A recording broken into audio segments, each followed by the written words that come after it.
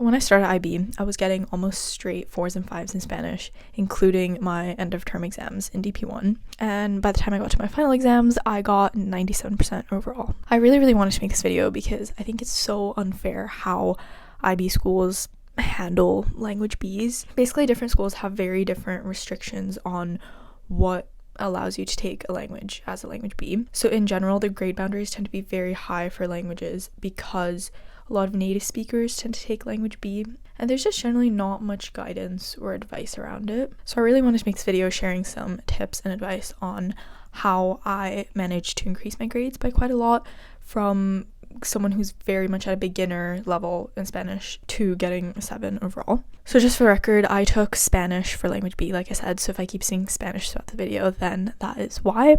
I'm going to try to keep the advice quite general, so it still applies to any other language, or if you're doing ab initio as well. I have my notes as usual, so if I keep looking away, that's why. So a bit of background on my experience. So I took Spanish for 2 years before IB. I took it as like an extra subject at school, so I didn't do it too formally and I didn't put too much time into it, but I still had kind of like a general base before I started IB. So I knew stuff like basic present tense grammar, and like I had like a decent amount of vocabulary. Hadn't done anything past tense or future tense or any like too advanced vocabulary. I was also just very into language learning all throughout like my mid-teens. Before I get into it, I want to touch very briefly on my DELE exams, which is also a big part of why I put so much time into Spanish, and also why I think I was able to do well.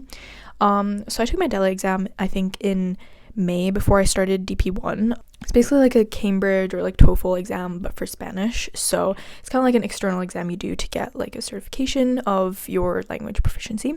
So I was at A1 level before I started DP, which is like the first level on the scale. But also studying for the next level to take in November of DP2.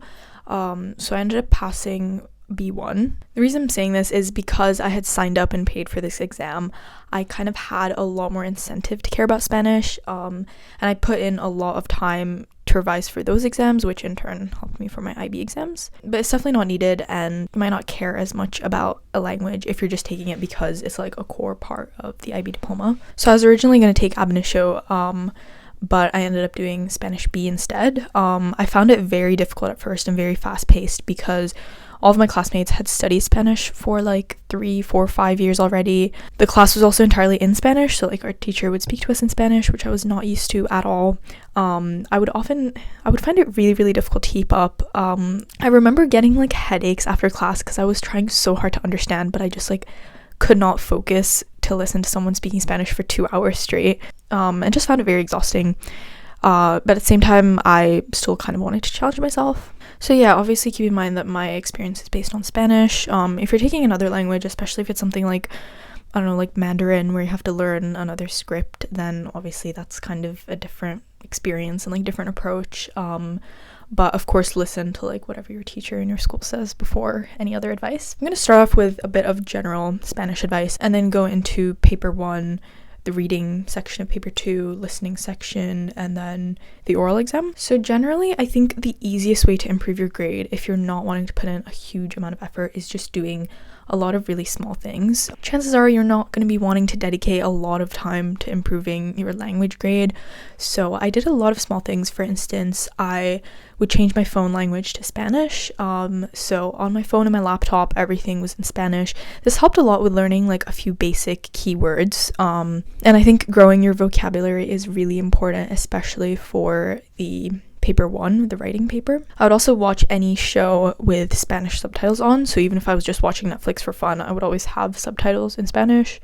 I would watch a lot of like Spanish speaking YouTubers, try to listen to Spanish music, so kind of just trying to incorporate it into like my daily routine. Next, I also think confidence is very important, really for any part of language learning, but especially for the speaking aspect. So I was very unconfident in my speaking ability, and I feel like I still am. Like I wouldn't say I speak Spanish anymore. It is very scary to have to kind of put yourself out there and speak knowing that you will definitely make mistakes. So I was just always very quiet. I never really participated in class or like practiced my speaking, which definitely made it a lot harder when I was preparing for the oral exam because I felt like I had to put in so much work, not just into the Spanish, but also just into building my confidence even speaking it. So just remember that like no one's really judging you, and everyone knows that you're in a learning stage and you don't need to like get everything perfectly. Lastly, like I said, just keep in mind that the native speakers do affect the boundaries globally. So when it comes to the final exams, the boundaries are very high compared to other subjects. I think for me in class, we had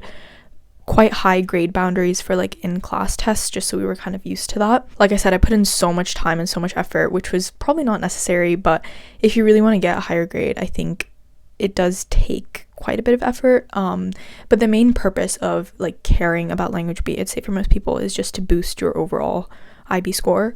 Unless you want to like do languages at uni or anything.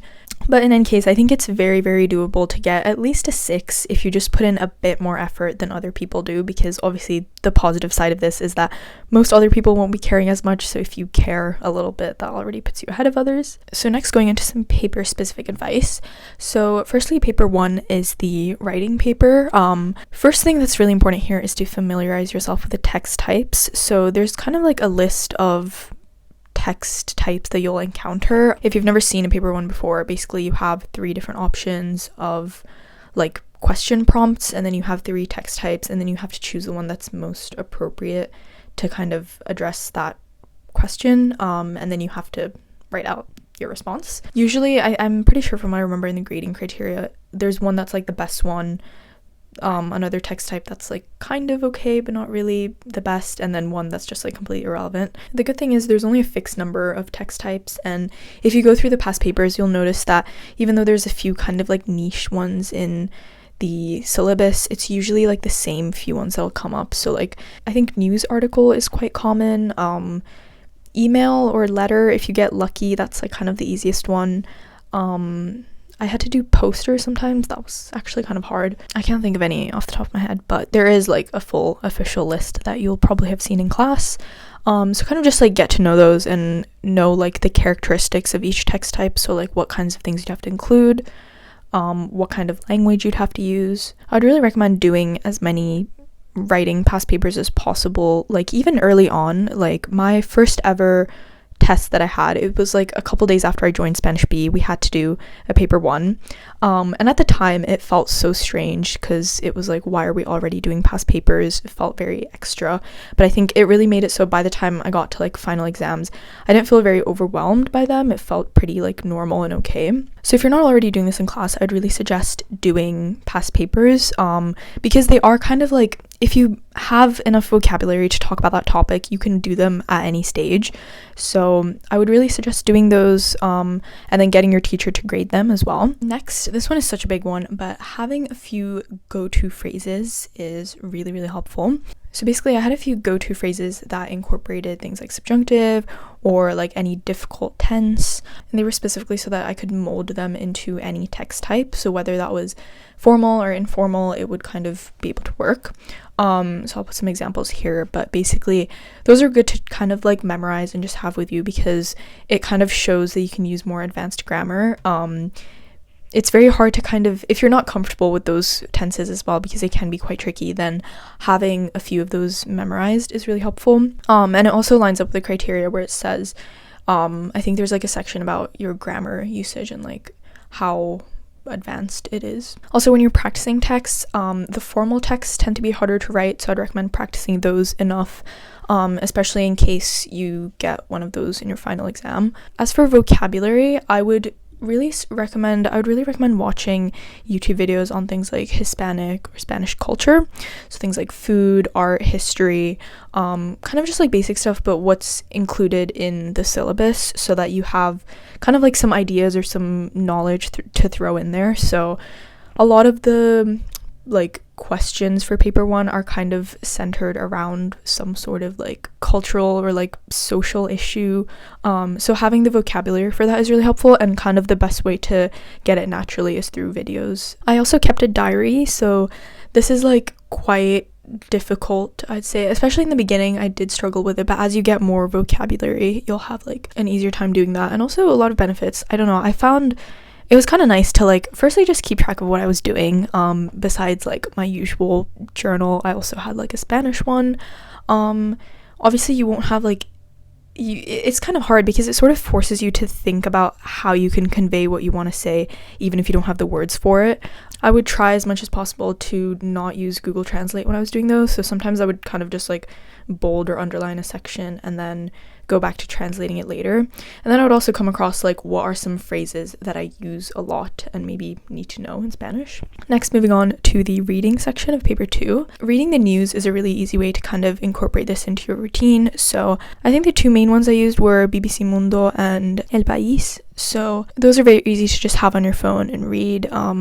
They are quite advanced sometimes. I would sort of just like pick out headlines that I found interesting or like read like the little section at the top. Simple books are also good. I read a few like just like kids books in Spanish. You can get these at the library as well. Once you've kind of moved past those, you can also try reading like your favorite English or your native language books in your target language. So I read a few like kind of like rom-com TikTok type of books in Spanish because those have like pretty limited set of words and there won't really be anything like too like niche or like subject specific. It's like quite general. And I also just liked reading those books when I was 16, so it was just fun as well. I read Diary of a Wimpy Kid. I read a few books by, I don't know how to say his name, Paulo Coelho. I think I read this one book that was really good. I completely forgot what it was called, but it's not The Alchemist, it's one of his other books, and I thought it was so inspiring and just so good. And even though I read it in Spanish, I still sort of like felt a connection to it. If you kind of want something that's very specific to the exams, then you can literally just read the texts in all of the past papers. So if you go back, like there's like 20 years worth of past papers, so you can literally just go through and like read the texts on those. If you're worried about like using up past papers, then just go to like the older ones. So what I would do is I would also, I don't know who like first talked about this method because I know I didn't invent it, but I remember reading about this somewhere online where like you would open a past paper and you read it from like front to back, so including even the cover page, and any words that you don't know, you add it to like, you either write it down or like make a flashcard out of it. And this is really like, you'll notice that some words tend to repeat a lot. Yeah, I don't know where I heard about that, whether it was in class or like, I'm pretty sure I found it online, but that was something that really helped me.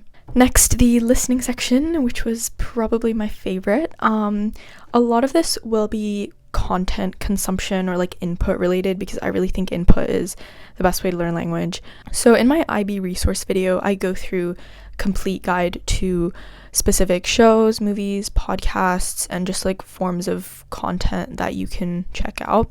That's pretty much a complete list of everything that I used. So I said this in my IB resource video, but TV shows, Netflix shows, literally probably what I would attribute to like 90% of my Spanish learning. Throughout the IB, I probably watched at least 300 hours worth of Netflix in Spanish. So basically my thought process was, I love Netflix, I love binge watching shows, and I would always, to be fair, I still do this, I would always procrastinate work by watching Netflix. So instead of trying to completely remove that habit, I would try to use it to my advantage. So I would try to find a Spanish show that I really loved and that I was addicted to. And so whenever I was having dinner or like procrastinating, I would just watch that show because it was what I was obsessed with at the moment. You can find recommendations online. Like I said, I talked about them in my other video. But in other words, basically the important part is watching actual content that like a native speaker would watch rather than like the Spanish beginner like content that's made for learners. Like I said, I'm just very against those kinds of like podcasts and YouTube videos. They're not bad, of course, but I really think they are not the most efficient way to learn if you want to get past like a beginner stage. So as for how I'd actually watch the shows, I would practice watching them with Spanish subtitles. First of all, I found that seeing the Spanish subtitles really helps with the grammar, so I was pretty familiar with subjunctive before I learned it in school, just because it's so common in shows, because it's the tense they use to like show emotions or like subjective ideas. Very, very important is Spanish audio always, so no like English. I would try to avoid dubbed, but like you can watch dubbed content as well, but as long as it has Spanish audio, that is like absolutely crucial. If it feels very like unnatural or overwhelming at first, then I would suggest just rewatching a show that you already know, something that you've watched many times already. Sitcoms are quite good for this. Going back to the subtitles, I know having Spanish audio and Spanish subtitles is very hard, so I did not do that first. I had English subtitles and Spanish audio, but over time, if you can kind of try having the Spanish subtitles, even if it's just for like a couple minutes and then you switch back, that will also really help. So while watching these, I try to be like a bit active, at least. You don't have to do this like every time or every episode, but just sometimes, at least when you're in more of like a studying mood. So I would write down any new words that I learned. I would like repeat phrases after them, like say after them. And kind of linking back to the title of this video, like learning languages doesn't have to be really hard. Like studying can be fun. Like I said, I think Netflix is honestly so good and so underrated. Like it helped me so much with improving my Spanish. Podcasts are also quite good. Same thing goes here. I still wouldn't recommend like the Spanish learner podcasts, but I preferred more like actual content. So anything I'd listen to in English, like I was really into like self-development podcasts at the time. News is quite good. Also TED Talks, like I watched a lot of these, like there's like TED Talk podcasts, so I'd watch those. Obviously I wouldn't understand 100% of these. Podcasts are obviously way harder because you're having to like take in almost like more info at once and you don't have like the context of a TV show, but just getting more familiar and more comfortable hearing the language is really the main part.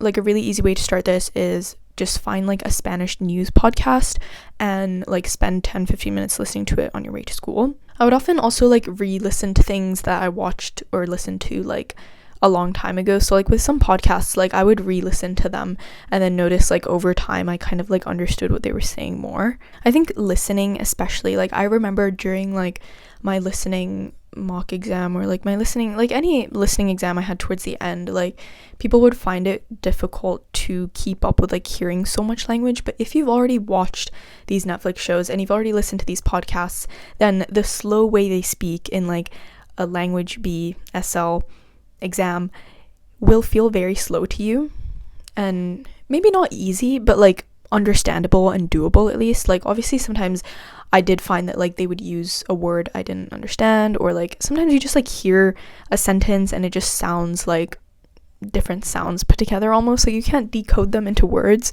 I definitely still had that at times, but it makes it so much easier once you've actually gotten more used to hearing that input. Next, moving on to the oral assessment. So I found the oral probably the hardest part because like I said, I was very unconfident in my speaking. I really didn't like speaking. I found that like I was more confident making mistakes if it was written down rather than like something coming out of my mouth. So I still like, even though I can still kind of like, I can still understand a decent amount of Spanish, but like I never speak Spanish because I'm still just like, I don't like making mistakes. But obviously when you're practicing for your oral exam, you can't really afford to be like that. So I really had to kind of just like put my ego aside and just practice a lot. I would really recommend finding a native speaker. If you have like a friend who's a native Spanish speaker, then that is really, really helpful. Try to like have conversations with them, or like even have them look at like your practice like written papers and stuff. You can also try getting like a language tutor. So there's like websites like Italki, like a couple others as well that I can't think of right now, but there are different websites where you can find a native speaker to practice with, but obviously it's way easier and cheaper if you can just do it with someone you know. You can even practice with one of your classmates in Spanish, but obviously like the disadvantage there is like they might not catch every mistake you make. I would really just like, I kind of just went crazy with like practicing with anyone I could find. So I even went to like these language cafes at like my local library where there was like 2 native speakers leading like this language exchange. Everyone there was like at least 40, but I still went. I still learned from it. I still had a good time. It's kind of just putting yourself out there to practice is key. You can also try like speaking and then recording yourself. So I had loads of like I would record it in like my voice notes app and just like re-listen to it and see like where I sounded unnatural or like where I tend to pause more. Linking to this, I actually completely forgot about this, but I had like an an audio diary, I guess, as well.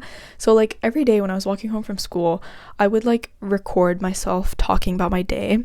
I got my phone stolen, my old phone, so I don't actually have the recordings anymore, which sucks. But I was really, really bad in the beginning. Like I couldn't have, like I didn't have the vocabulary to describe anything that I did. But over time, as you get the words, it was so cool to see my improvement through like the way I was able to talk.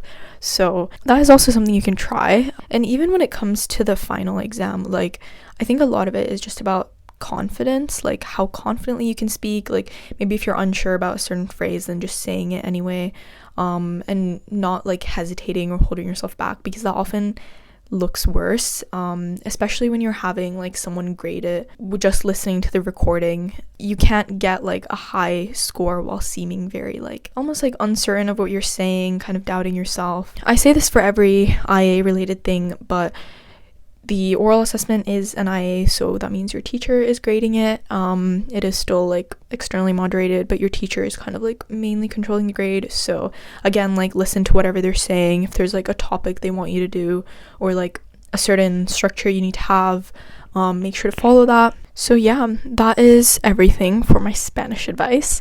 Like I said, I was kind of more, I feel like a lot of this entered more of like my short-term memory, because I could not like work through Spanish grammar right now. Definitely the one skill that I kind of kept was like listening comprehension, so like still being able to understand a decent amount of Spanish. But just keep in mind that, like I said, unless you're planning on studying like linguistics or like your target language at uni, there's probably not going to be much need for this skill in the future. Like obviously knowing a language is good, but like it's almost like, I feel like in any sort of like real world context, either like you know it well or you don't know it at all. Like I feel like knowing a language a bit has not really helped me at all. Like for some internships I've seen, like they require you to speak Spanish, or like if you want to go on a year abroad to Spain, I think you need to like have a certain level of Spanish knowledge. So like if you're willing to work hard and get to that level, then it will help you in the future. But for the vast majority of people, it's just not really necessary. I am still really glad I put effort into Spanish though. I think mainly just, like I said, doing the DELE exam is what like actually helped me get more of like a tangible proof of my level. So like the IB diploma only does so much. Like being able to say like, oh, I got a 7 in Spanish BSL, like that doesn't really mean anything to anyone. But if I say like I'm at a B1 level, then that's more like a bit bigger than like a high school context. So if you can take the exam, I would definitely recommend it. Like I said, I think putting more effort into your language is like a really easy way to boost your overall mark. Obviously the grade boundaries will always be a factor, but if you put in even a little bit of effort, whether that's just like going and changing your phone language to Spanish now, or your target language, I keep saying Spanish, whatever language it is that you're doing, or like maybe finding a new YouTuber, like adding something to your Netflix list, then it's very much achievable to improve. As always, if you have any questions, then leave them below. I've gotten a lot of requests to do IB videos recently, so I'm kind of trying to get more on it, but I think I've made a video for like all of my subjects as of this one. So I know for biology and business the syllabus has changed, so I'm not too sure whether I'll be doing a video on those. But if there's any other aspect of IB that you want a video on, then just leave it in my comments on any of my videos, or send me a message. That is all for today.